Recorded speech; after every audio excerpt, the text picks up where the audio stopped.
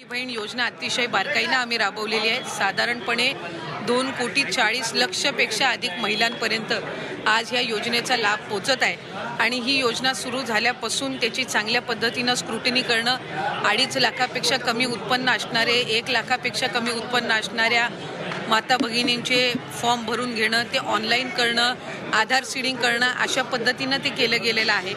त्याच्यामुळे कुठेही स्क्रुटिनी ही 2.5 कोटी महिलांची किंवा लाभार्थ्यांची होणं हे शक्यही नाही आहे आणि ते करणंही नाही आहे, कारण आज त्या महिला 5 महिन्यापासून लाभ घेत आहेत। एक आणि दुसरी गोष्ट म्हणजे कोणाची जर तक्रार त्या संदर्भामध्ये पुढं मागं कधीही, म्हणजे आज मी आमदार म्हणून आपल्या सर्वांसोबत संवाद साधत आहे, मंत्री म्हणून मी त्या विभागाचं काम केलेलं आहे, पुढं मागं कधीही त्या संदर्भातली कुठली स्पेसिफिक तक्रार जर आली, जो काही स्क्रुटिनी करण्याचा, म्हणजे उदाहरणार्थ एखाद्या XYZ जिल्ह्यातल्या 100 लाभार्थ्यांबद्दल जर तक्रार झाली तर त्या 100 लाभार्थ्यांपुरतची चौकशी करायची किंवा नाही हा सुद्धा, किंवा स्क्रुटिनी करायची किंवा नाही हा सुद्धा निर्णय हा शासन जर तशा पद्धतीचं कधी काही घडलं किंवा आलं तर त्या संदर्भामध्ये घेण्यात येईल। कुठेही स्क्रुटिनीचा विषय येत नाही। लाभार्थ्यांना त्यांच्या जो काही लाभाचं वाटप आहे किंवा DBT आहे हे ज्या वेळेला राज्याचे मुख्यमंत्री देवेंद्रजी फडणवीस साहेब, उपमुख्यमंत्री एकनाथजी शिंदे साहेब आणि उपमुख्यमंत्री अजितदादा यांच्या मंत्रिमंडळामध्ये किंवा मीटिंगमध्ये ज्या वेळेला तशा पद्धतीच्या सूचना दिल्या जातील त्या पद्धतीनं पुढचं DBT हे निश्चितपणाने होईल।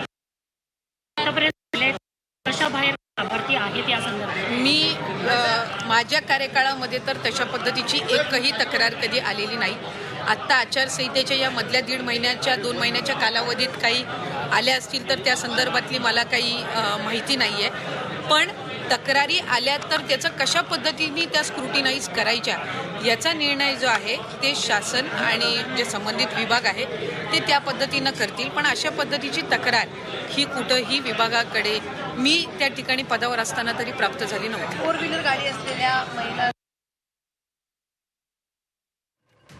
आहेत या कशा पद्धतीनं लावले जातील, कशा पद्धतीनं बदलले जातील, कशा पद्धतीनं कुठली जर एखादी तक्रार आली तर त्या संदर्भातली कशी, आणि त्याच्यामुळे अद्याप तरी त्या संदर्भामध्ये कुठेही चर्चा नाही, अद्याप त्या संदर्भामध्ये कुठेही चौकशी किंवा कुठेही त्या संदर्भातली कारवाईचा विषय झालेला नाही। एका घरातल्या 2 बायकांनाच फक्त लाभ मिळू शकतो अशा संदर्भातला नियम, अशा संदर्भातला नियमही नाही आहे। आपण जर GR मध्ये बघितलं तर 2.5 लाखापेक्षा कमी उत्पन्न असणारे, रेशन कार्ड त्यांचं पिवळं किंवा केशरी किंवा उत्पन्नाचा दाखला असणारे, अशी सगळी स्क्रुटिनी होऊन आम्ही सुरुवातीपासून एक गोष्ट म्हणत आलो की 2.5 कोटीपर्यंत लाभार्थी हे मॅक्सिमम असू शकतात आणि त्या पद्धतीनं जर आपण बघितलं तर रजिस्ट्रेशनमध्ये सुद्धा आम्ही शेवटचं DBT 9 ऑक्टोबरला ज्यावेळेला केलं त्यावेळेला 2,34,00,000 महिलांना आम्ही DBT केलेलं होतं, म्हणजे साधारणपणे त्या आकड्याच्या आपण जवळपास आहोत। त्यामुळे त्या पद्धतीनं आपण हे केलेलं आहे। मला वाटते मुख्यमंत्री मोदयांनी ज्यावेळेला शपथ घेतली त्या दिवशीसुद्धा पत्रकारांसोबत संवाद साधताना काही वर्तमानपत्र आणि पत्रकारांनी त्या संदर्भातली त्यांना विचारणा करण्यात आली, त्यावेळेला त्यांनी हेच सांगितलं की जे बजेट सेशन होईल, पुढचं बजेट सेशन होईल, त्यामध्ये जे 2100चा लाभ हा महिलांना आम्ही आमच्या मॅनिफेस्टोमध्ये कबूल केलेला आहे, त्या संदर्भातली जी काही योग्य ती घोषणा आहे ती केली जाईल।